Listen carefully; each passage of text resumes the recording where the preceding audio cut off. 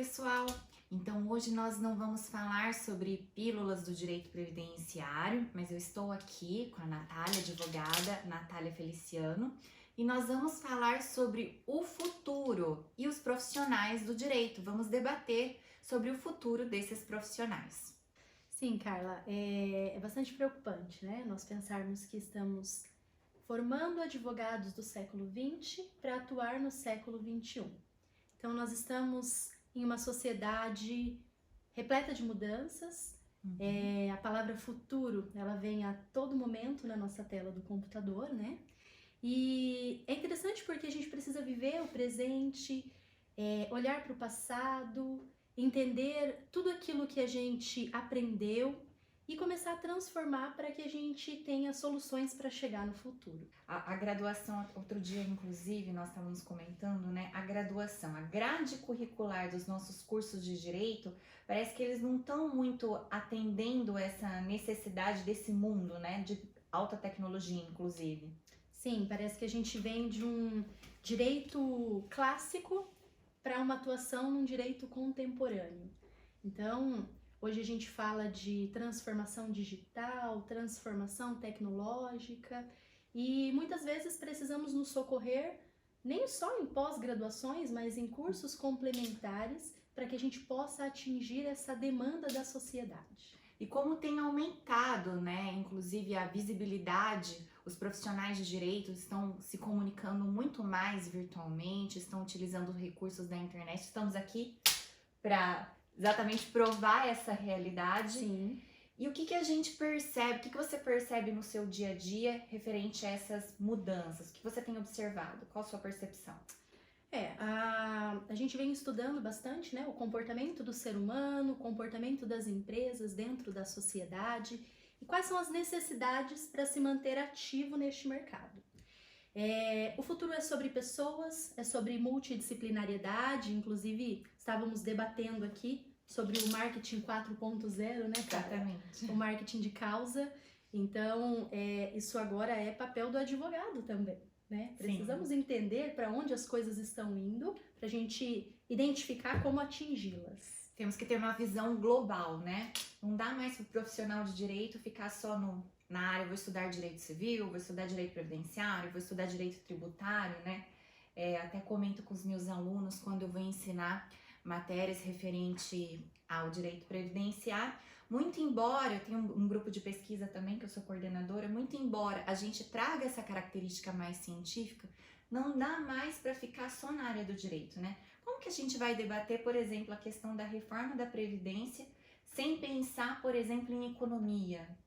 Sem pensar, por exemplo, às vezes até de questões financeiras, do mercado financeiro, como que isso pode afetar a vida da população, na verdade? Sim, e a gente tem uma outra complexidade que são as linguagens, né? Então, o direito, a sensação que a gente tem é que o direito ele fica ali orbitando sozinho, enquanto as outras áreas estão se conectando. Por exemplo, a economia e a tecnologia, né? Hoje, a tecnologia é a nova mola propulsora da economia.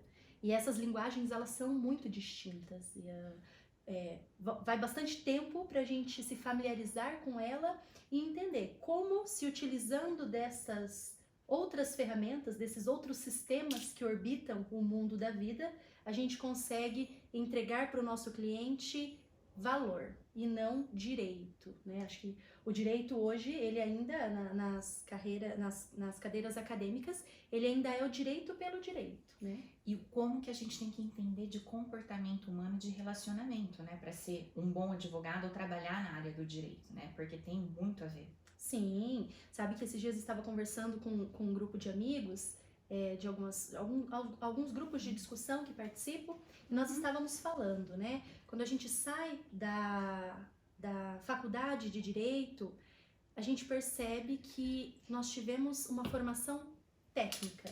Que habilidades desenvolvemos ali? Talvez o pensamento crítico, né, tenha sido uma habilidade, mas outras habilidades necessárias como a escuta afetiva, é uma habilidade isso, Claro. né? A Empatia. Inteligência emocional, que é uma competência, exatamente, a empatia está dentro da inteligência emocional. Então, são coisas que no dia a dia a gente senta na cadeira de advogado, primeiro dia como advogado, né? Você fala, parece que tá faltando alguma coisa aqui que eu não estou conseguindo atingir o fim, né? E até a diplomacia, a Sim. liderança, como que você se relaciona com seus colaboradores também. Nos faltam tanto habilidades como conhecimento de outras áreas. Para você advogar sozinho ou com um amigo, como acontece muito, né? Dois amigos que pensam em comum abrem um escritório de advocacia. Não se pensa nas técnicas de gestão desse escritório, não se pensa nos aspectos tributários desta empresa. E são poucos, né, os advogados que na verdade têm uma visão empresarial, mas está melhorando, né? Melhorando. A gente vê gradativamente isso acontecendo e aí a gente volta para as cadeiras do direito, né? Uhum. Então, não nos ensina a conduzir um negócio, mas sim a aplicar a letra da lei. Ou uma interpretação jurídica, mas não nos faz, é um trabalho meramente intelectual, tecnicista, mas a gente não entende que isso pode ter uma visão empresarial e de negócio, né? Eu acho que o advogado falta ter, para muitos advogados, acho que falta ter esse feeling, né? Essa visão de negócio. Com certeza. Isso impacta muito quando a gente fala do advogado clássico e do advogado moderno, né? O advogado clássico, voltando a dizer, ele entrega o direito pelo direito. E ele está treinado para dizer isso pode, isso não pode, isso sim e isso não, baseado na letra da lei. Mas principalmente quando você vai para organizações. O não, ele sempre exige uma segunda resposta, que é para a pergunta e a solução. O não pelo não, ele não se sustenta. Então nós precisamos sempre ter uma solução para aquele problema complexo que nos é entregue. No final do dia, é isso que o cliente quer. Qual é a solução para o meu caso? Claro, sim. E daí a objetividade também.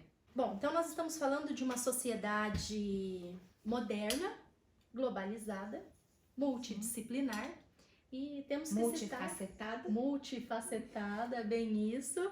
A gente não tem como não citar Bauman, né, que fala sobre a modernidade líquida. Um autor contemporâneo que fala sobre toda essa complexidade. Às vezes a gente não quer nem concordar muito com o que ele fala, mas é uma verdade, né? É uma verdade e na verdade assim, é a rapidez, muitas vezes em detrimento até da densidade, né? Mas é bem atinente com a realidade de agora. Eu acho que o nosso desafio é passar uma informação de qualidade, mas que seja rápida e que chame atenção, né? Com certeza. E que solucione o problema, né? Principalmente. Tem que chegar no problema do cliente e solucionar, né? Bauman, na Modernidade Líquida, ele fala que nada é para durar por um longo período. Nós, novamente, falando do direito, não vejo que tenha essas reinvenções que tem, por exemplo, no marketing. Então, o jurídico 1.0, 2.0, 3.0, né? Poxa, se a sociedade se reinventa, se as outras áreas se reinventam, por que o direito não? Para combater o ambiente volátil, temos como solução a visão. A visão de longo prazo, né, onde pretende-se chegar, e a visão de curto prazo.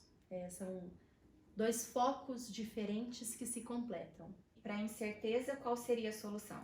Para a incerteza, nós temos a necessidade do entendimento. E é interessante porque o entendimento, ele se constrói com a colaboração. De novo, o ser humano na ponta, né, disso tudo. E essa colaboração, o que quero dizer com isso? É que para chegarmos ao entendimento, precisamos debater, precisamos dialogar. Hoje, não sei se é de conhecimento de todos, eu vejo poucos participantes em comissões da OAB que criam grupos de discussões. Estamos vivendo uma era de tecnologias, onde a internet das coisas, né, outro termo que vemos o dia todo, ainda não tem respostas, por exemplo, no âmbito tributário. Existem grupos de estudos que incentivam o diálogo, extraem ideias, geram conteúdo acadêmico, conteúdo prático. Outro campo de estudos também que existem grupos são para contratos inteligentes. Quais as cláusulas que precisam existir num contrato inteligente? quais as formas de se trabalhar um contrato dentro do ambiente tecnológico, as seguranças, né? E o contrato inteligente, entendo que seria exatamente o que propõe uma solução interessante. Uma solução interessante para uma sociedade moderna, né? Sim. Hoje, por exemplo, Abarcando várias possibilidades, vamos dizer assim. Sim. Atendendo, né, várias possibilidades. E até além disso, Carla, na verdade, contratos que possam trazer a segurança jurídica dentro do ambiente tecnológico. Essa também é uma grande preocupação. Sim. Né? Converso com amigos que ainda têm muita resistência em utilizar assinaturas eletrônicas e assinaturas digitais.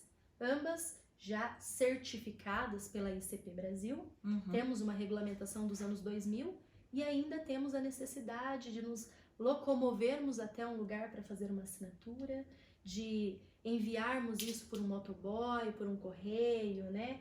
Quando já temos o assinador, quando já existe uma segurança jurídica para isso. De novo, a gente volta aqui para a questão do hábito, né? O hábito de vivermos uma vida clássica e tradicional. Sabe, Natália, que você comentando sobre essas características todas, me lembrou muito do livro, inclusive você falando de hábito, o 8º hábito do Covey. Na verdade, o 8º hábito, ele vem justamente do livro 7 hábitos das pessoas altamente eficazes. E no 8º hábito ele vai além de falar dos 7 hábitos, ele vai para o 8º, que fala da eficácia e a grandeza. Então não basta ser eficaz, né? Então você também tem que ser um bom ser humano, você tem que mudar a sua realidade, mas a realidade ao redor. E ele utiliza como grandeza pessoal a visão, ele trata sobre a visão, a disciplina, a paixão e a consciência. Ele me lembrou muito esse seu ambiente VUCA, que você, o seu ambiente, o ambiente que você está comentando aqui, trazendo a discussão sobre o Covey. Sim, é um autor contemporâneo também, que tem nos auxiliado a entender essa complexidade, essa modernidade toda, né? Para combater aquela característica da complexidade, nós precisamos de clareza. E para combater a ambiguidade, nós precisamos de agilidade. É outra coisa que o direito não tem muita facilidade, né?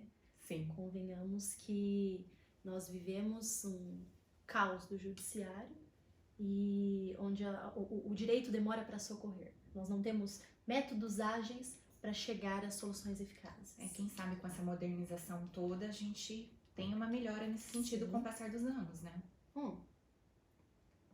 É interessante você falar sobre isso, porque outro dia eu estava lendo uma reportagem da Forbes e eles falavam de uma forma até garantidora de que os tribunais e os serviços judiciais passarão a ser puramente serviços e não mais locais.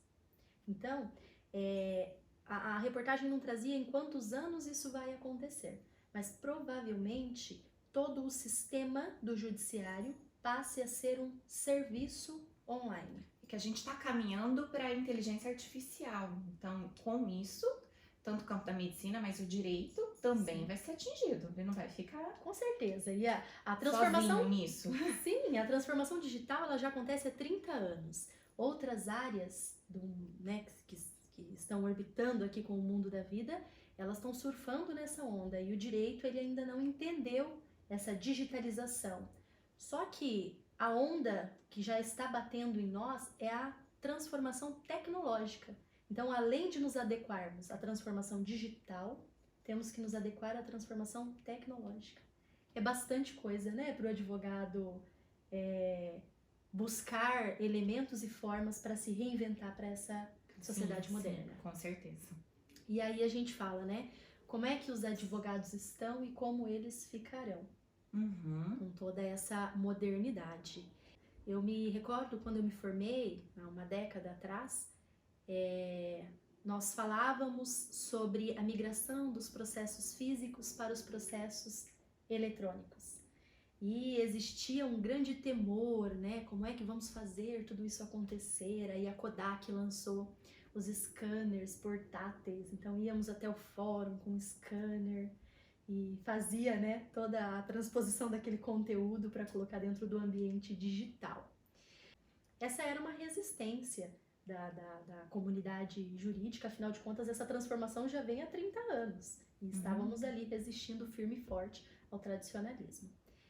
Mais de uma década passou e eu ainda vejo essa resistência acontecendo em grandes escritórios, inclusive, né, que não utilizam drives em nuvem, ainda guardam todo o conteúdo dentro de servidores locais, o que gera um grande risco de perder os documentos mesmo, né?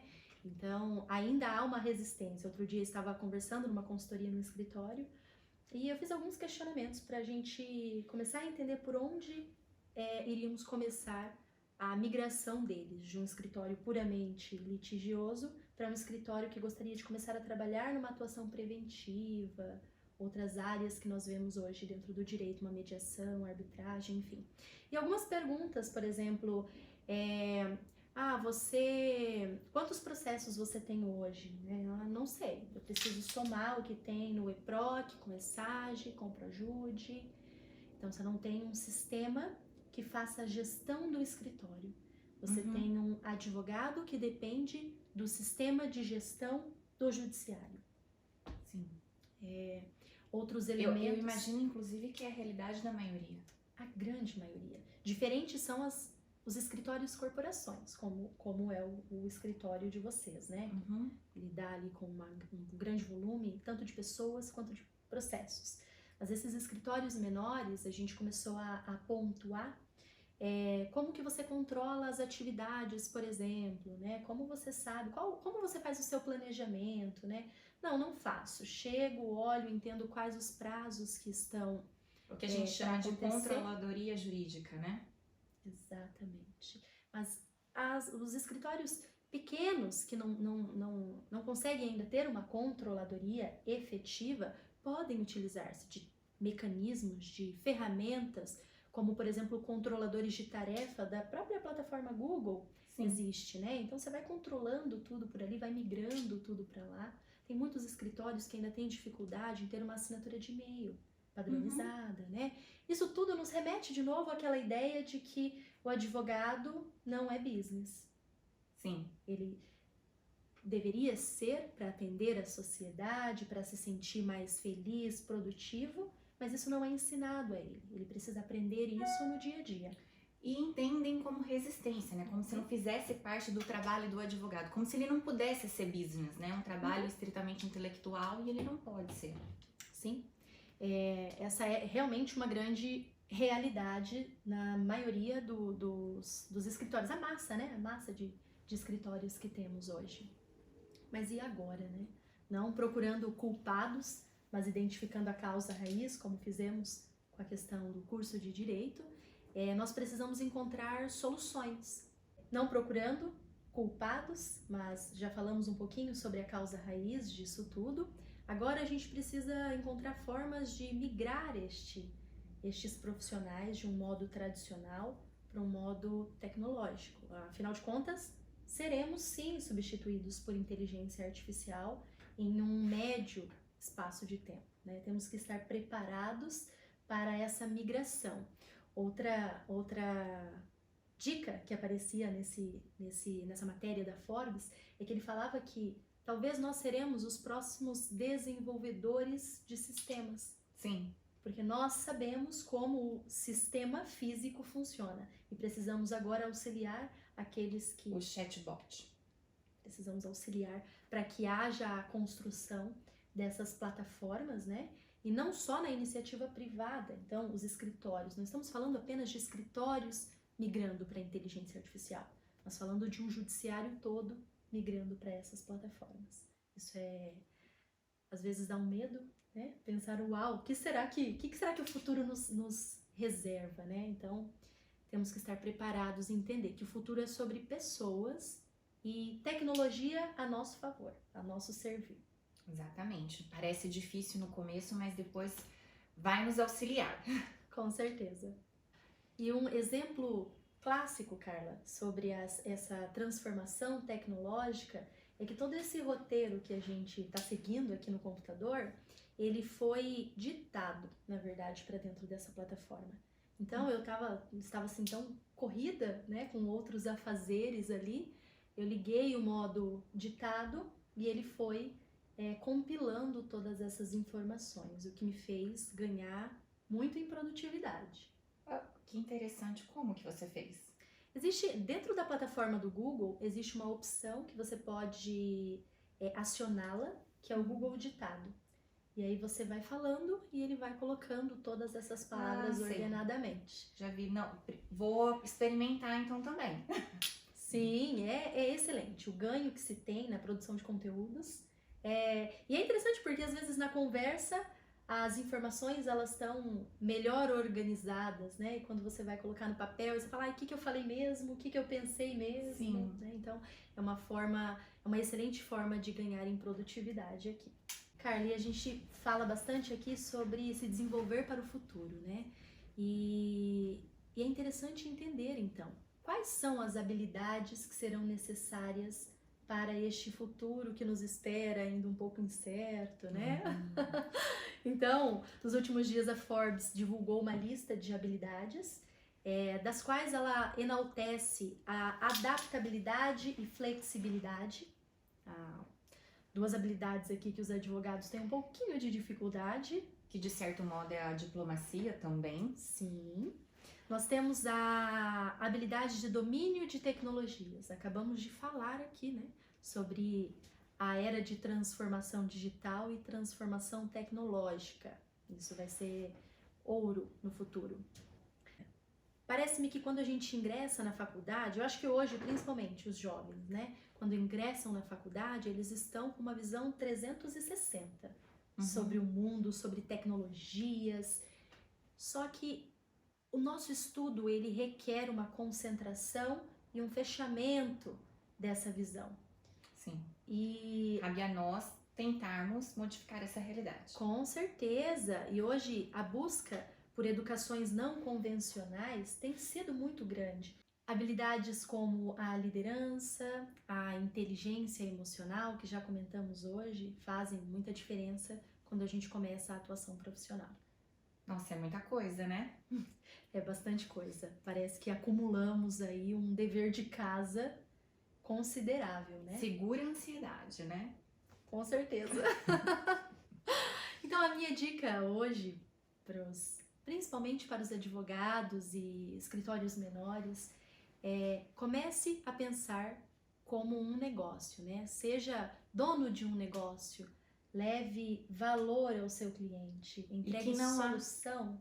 E que não tem nenhum problema ele pensar, o advogado pensar no escritório dele como um negócio, né? De jeito nenhum. Parece que é meio...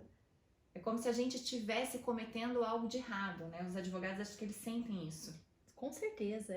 Hoje, grandes escritórios, eles tornaram-se grande porque eles olharam para aquilo como um negócio. De forma empresarial. De forma empresarial, com certeza. Então, assim, as primeiras dicas para aqueles que querem efetivamente serem empresários do direito, né? Sim. É que iniciem pelo autoconhecimento. Olhem para dentro de si, entendam o que tem, quem são vocês, o que vocês querem entregar, qual é o foco. O melhor que pode despertar, né? Que com essa pessoa... certeza. Acho que quando você consegue aliar tudo isso com o propósito, fica ainda melhor, né? Opa!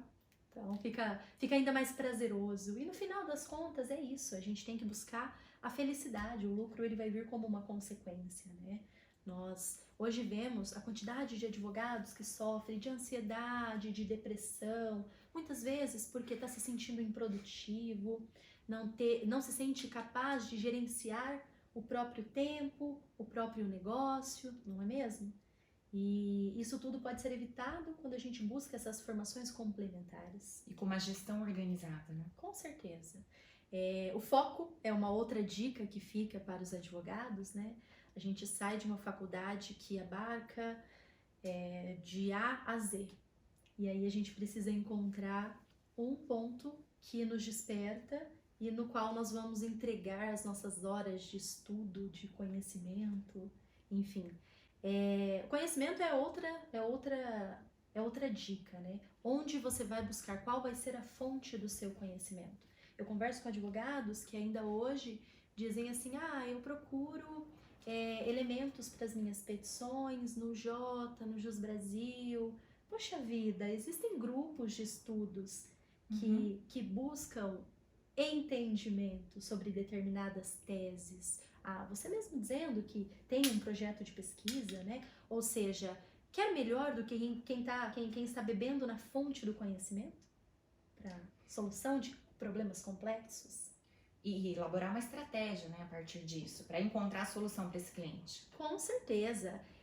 A inovação é outra coisa que os advogados precisam buscar como educação alternativa mesmo, né? Contemporânea, mas é necessário parar, se reinventar, né? Entender em que momento estou e para onde que a sociedade está caminhando. Escritórios grandes como o Benedetti, eu imagino a complexidade de se organizar tudo isso. A necessidade de ter a capacidade técnica específica em um ramo, como é o de vocês, né, previdenciário, e ainda atender a todas as necessidades da organização. Que é justamente, na verdade, ter essa visão de negócio, saber se comunicar com os colaboradores, com os líderes de cada setor, organizar cada etapa, né, cada setor também. Saber sobre gestão, saber sobre finanças, sobre produtividade de equipe, saber sobre gente. Afinal de contas, vocês têm lá quantas pessoas que fazem o jogo acontecer, né? E não é ter uma visão de chefe, né? Nós não somos chefes, nós buscamos ser líderes, inspirar as pessoas, né? Trazer a participação para que a gente obtenha o resultado. Com certeza. Bom, acho que encerramos por aqui. As dicas hoje, elas eram nesse sentido de orientar aos jovens advogados ou aqueles que buscam se reinventar na carreira, né? Por onde começar? Então fica a dica para os profissionais da área do direito, para os advogados, para se aventurar nessas mudanças tão grandes, empreender, tratar o seu escritório também como um negócio e aproveitar então toda essa mudança também tecnológica. É isso mesmo. Deixar de fazer o direito pelo direito e passar a fazer o direito como um negócio.